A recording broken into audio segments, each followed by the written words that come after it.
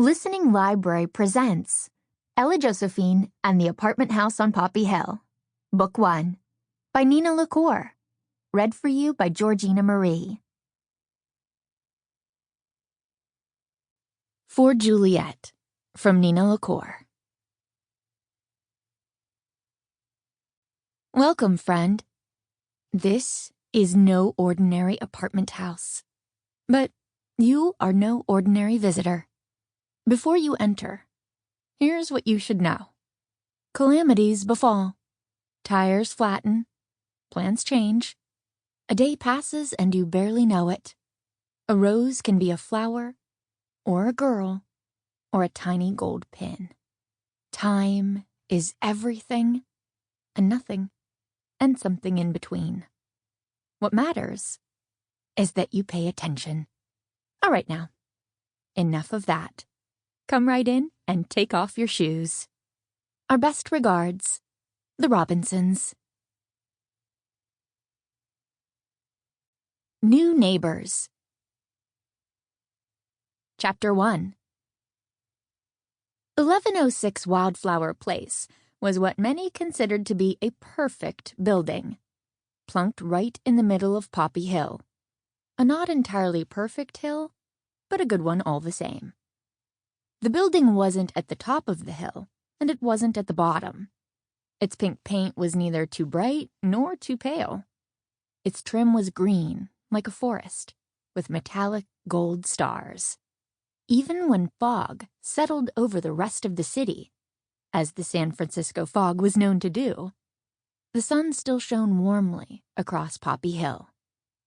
And it shone especially bright through the windows of 1106 Wildflower Place, apartments A through E. Ella Josephine Norwood would know. She had lived on the middle floor in apartment C ever since she was born. On this day, Ella was watching the newest tenants pull up out front in a moving truck. She waved her arms out her window to get their attention. "Just angle your tires to the curb," she called down on their 7th attempt to park on the tremendously steep street. "And don't worry," she added, "I've lived here my whole life, 9 entire years. I'm coming down to help." The new tenants' names were Leo and Cleo, and they were moving into apartment E, which was on the ground floor. "There are things you should know about your new residence," Ella told them as they carried a fuzzy orange sofa up the front steps, into the shared entry hall, and through the door of apartment E. "There's a trick with your oven, and a glitch with your light switches, and then there are the garden rules, of course. I'm sorry to tell you, but they are very strict."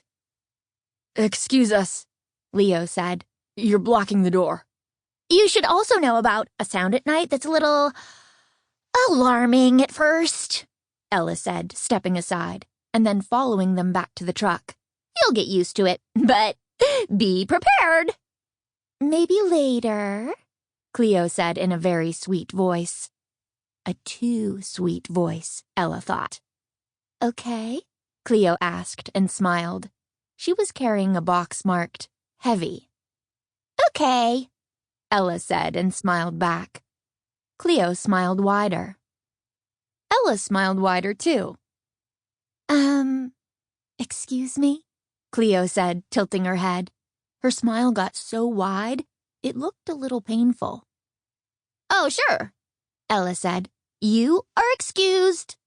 She didn't know what exactly Cleo needed excusing for, but she was always happy to help. Well, almost always anyway. You're blocking the door again?" Cleo said. "Oh," Ella laughed. Okay, I know when I'm not wanted." She began the stomp up the stairs to apartment C. Before shutting her door, she called down, "I'll be right on top of your heads if you need me." Chapter 2. "They didn't take me up on any of my offers," Ella told her mother, Abby, hours later. Ella was supposed to be peeling carrots, but she had trouble focusing on talking and peeling at the same time. And Ella had been talking since dinner prep began. Abby had preheated the oven. She'd chopped broccoli and slid the baking sheet onto the top rack. She'd rinsed the lettuce and sliced the radishes. She'd made salad dressing. She'd heated the oil in the pan and breaded the fish. And in the time it took for Abby to do all that, Ella had peeled precisely 1/2 of a single carrot. I mean, really, Ella was saying now. I've lived here my entire life.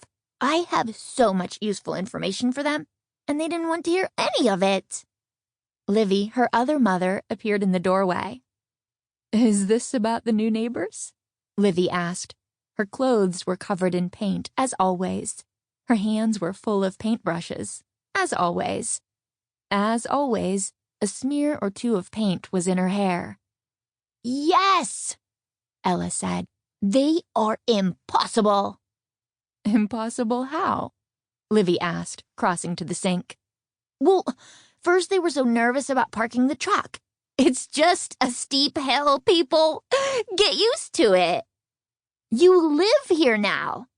And then they have this sofa that is fuzzy and orange, and they are so young. They are barely grown-ups.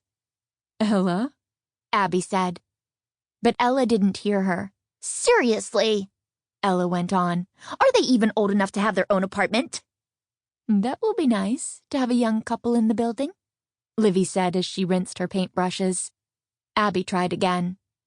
Ella? And I started to tell them about the things that I know, things that they should definitely hear about, but they didn't want to listen. Ella, Abby said, you're walking in circles. Ella stopped. It was true. She had been walking in circles around the kitchen island. She had been walking in circle after circle with a carrot in one hand and a peeler in the other. She had forgotten about peeling the carrots entirely. Here, Abby said. Hand them over. Ella handed her the carrot and the peeler. Livy said, come along with me. Let it all out. Ella followed Livy into the living room / dining room / painting room / office and told her the rest, while Livy screwed the lids back onto her paints and cleared off the table. Usually, Ella would help with the napkins and silverware, but she was too worked up. The smile on that lady! I mean, if I'm in your way, just tell me. If I'm in your way, don't say excuse me when you really want me to excuse myself. That's just confusing. That does sound confusing, Livy said as she lit a candle at the center of the table. It sounds very, very confusing. Ugh, Ella said. She stomped her right foot. Ugh, she said louder. She stomped her left foot. Sample complete. Ready to continue?